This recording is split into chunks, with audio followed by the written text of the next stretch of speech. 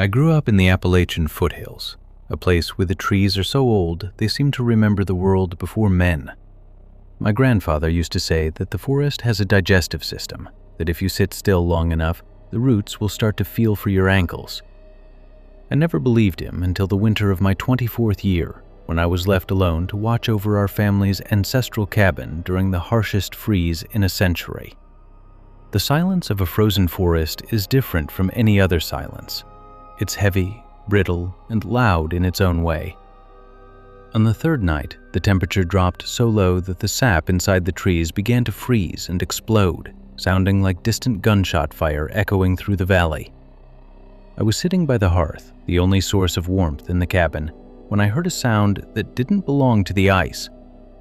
It was a rhythmic tapping, light and persistent, coming from the heavy oak door.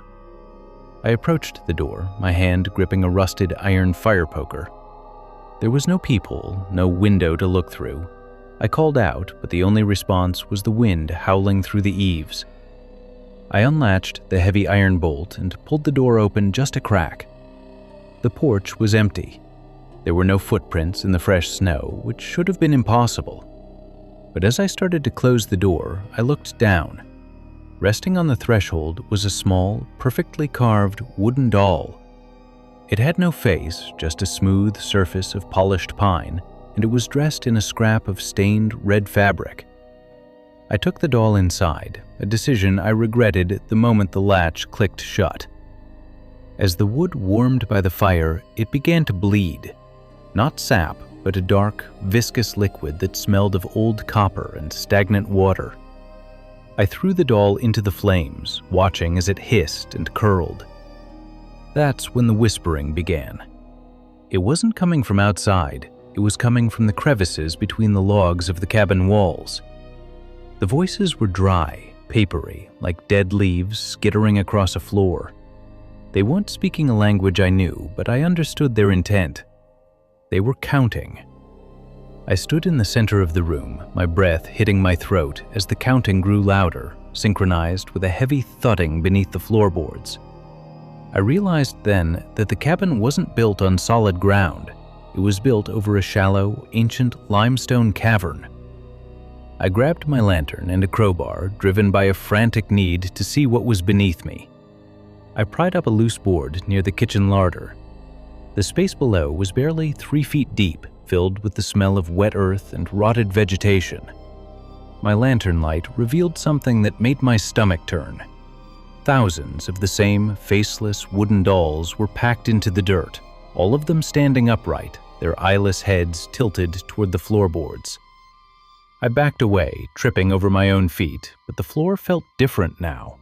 It was soft, yielding, like treading on moss-covered peat. The wood began to groan, and I watched in horror as a long, spindly finger made of gray, bark-like flesh poked through a knot in the timber. It wasn't trying to grab me, it was searching. Then another finger appeared, and another, until the floor was bristling with long, wooden digits. The counting stopped. The silence returned, but it was broken by a wet, tearing sound from the corner of the room. A figure began to pull itself out of the shadows behind the woodpile. It was tall, impossibly thin, its skin the color of a birch tree in winter. Its limbs were too long, its joints bending in ways that defied human anatomy. It had no eyes, only a wide, lipless mouth filled with rows of flat, human teeth. It didn't move toward me at first, it just stood there, its head twitching with a rhythmic, mechanical click. Then it spoke. It used my grandfather's voice, a perfect, gravelly imitation that made my skin crawl. "The forest is hungry, boy," it rasped through those flat teeth. "It's been waiting for the last of the blood to return to the roots." I bolted for the door, but the wood had fused shut. The walls were bleeding that same dark liquid now, the cabin becoming a ribcage of rot. I turned back to the creature, and I saw that it was holding the red fabric from the doll I had burned. It pressed the scrap to its faceless head, and as it did, a face began to form beneath the skin. My own face, screaming in silent agony. I realized the dolls weren't just carvings, they were vessels for the stolen souls. I don't remember how I got out. They found me 2 days later, miles away, wandering the frozen ridgeline with my hands black from frostbite. The cabin was gone, not burned, not collapsed, just gone. There was only a rectangular patch of bare, black earth where it had stood. I live in the city now, far from the pines. But every time I walk on a wooden floor, I feel a faint, rhythmic tapping from below. And sometimes, when I look in the mirror, I see a small, vertical line forming in the center of my forehead, like the grain of a tree.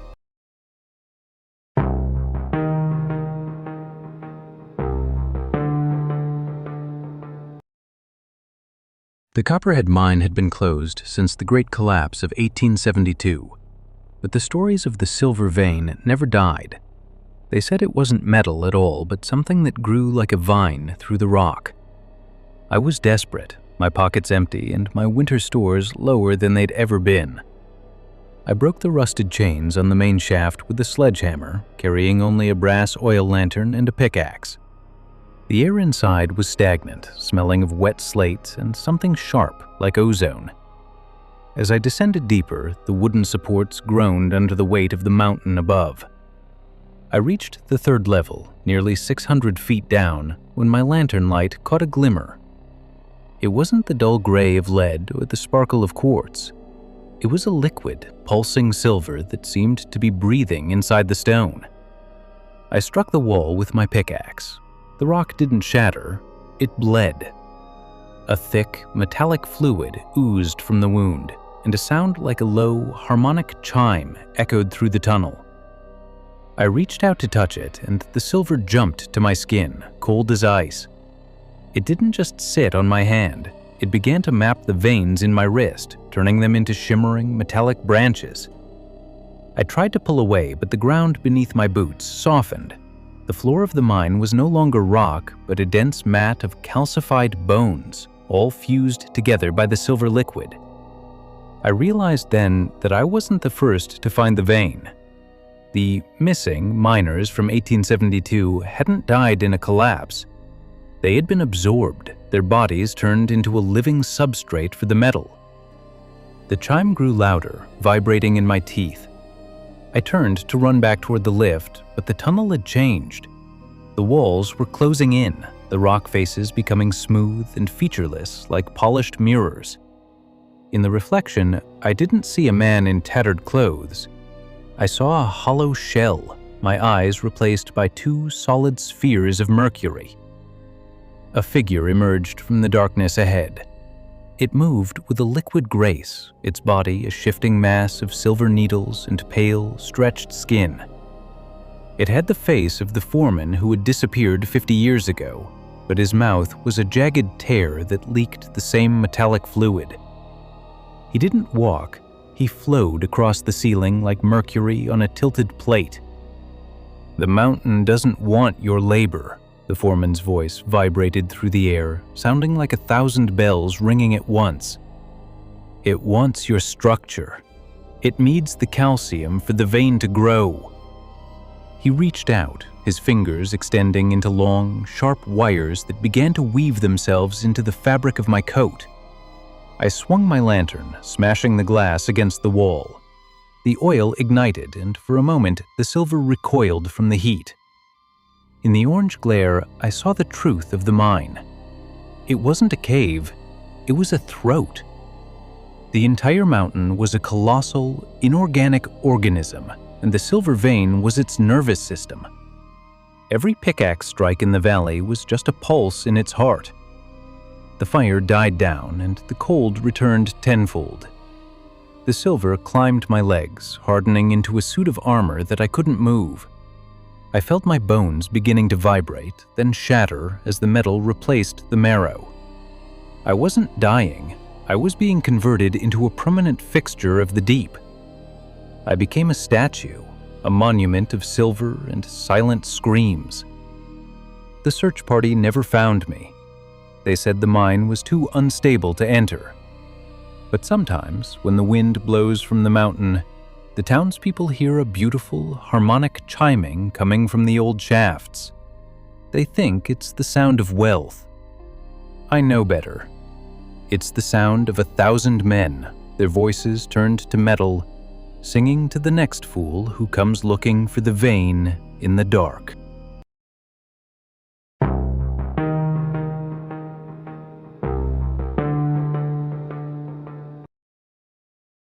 The Black Rock Lighthouse was never meant to be manned by a single soul. It stands on a jagged tooth of granite 3 miles off the coast of Maine, surrounded by currents that could grind a ship to splinters in minutes. I took the post in the autumn of 1894, seeking a place where my thoughts wouldn't have to compete with the noise of the city. My only companions were the gulls, the endless roar of the Atlantic, and the massive brass lantern at the summit. The first month was routine, polishing the glass, hauling oil, and watching the horizon. But as the winter gales began to howl, the ocean started bringing things to my door. Not driftwood or seaweed, but objects that shouldn't have survived the salt. It started with a child's leather shoe, perfectly dry. Then came a set of silver cutlery tied together with a braid of human hair. On the 40th night, the wind died down to a whisper and the fog rolled in, a thick, yellow miasma that smelled of sulfur and old rot. I was up in the gallery, wiping soot from the lens, when I heard a heavy, wet thud against the iron gallery walk outside. I stepped out into the mist, my lantern held high. There was nothing but the fog, but the railing was covered in a thick, translucent slime that shimmered with a faint, sickly bioluminescence. I retreated inside and bolted the hatch, but the sound didn't stop. It moved. It began to climb the exterior of the tower, a series of wet, suction-like pops that vibrated through the stone walls. I ran down the spiral staircase, my heart hammering against my ribs, and stopped at the living quarters. The window, thick, reinforced glass, was being pressed from the outside. A face was flattened against it, not a human face, but something pale and wide with bulbous, unblinking eyes. I grabbed my flare gun and fired it through the glass. The creature didn't scream, it hissed, a sound like steam escaping a boiler. It dropped into the darkness, but the glass was shattered. The yellow fog began to pour into my room, and with it came the whispers. They weren't coming from the creature, but from the depths of the tower, from the unsealed cistern below. I descended into the basement, where the water for the tower was stored. The iron lid of the cistern had been pushed aside. I shone my light into the dark water and saw them. Hundreds of bodies, perfectly preserved by the salt and the cold, floating upright. They weren't victims of shipwrecks. Their clothes were from different eras, some in rags, some in fine silk, and all of them had their mouths sewn shut. One of the bodies began to rise. It was the previous keeper, a man they told me had retired to the mainland. He broke the surface without a sound, his eyes milky and white. He pointed a bloated, gray finger toward the top of the tower. I realized then that the light wasn't for the ships. It was a dinner bell. The Black Rock didn't protect sailors. It called to the deep. I turned to run, but the fog had solidified into a heavy, suffocating weight. The walls of the lighthouse began to pulse, the stone turning soft and porous like a sponge. I reached the lantern room, hoping the heat of the fire would keep the mist at bay, but the great brass clockwork had stopped.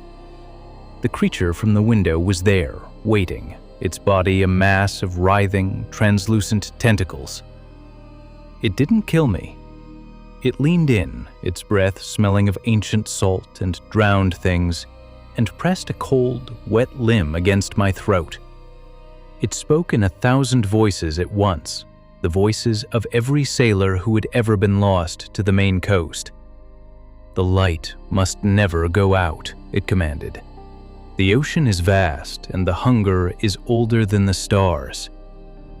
They found me a week later, sitting in the gallery, staring at the sun until my eyes were burnt white. The lighthouse was empty, the cistern dry.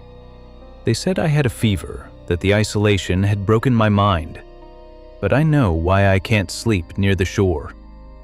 Every time the tide goes out, I hear the stitching in my own jaw start to pull. And sometimes, in the mirror, I don't see my reflection. I see a yellow fog filling my lungs.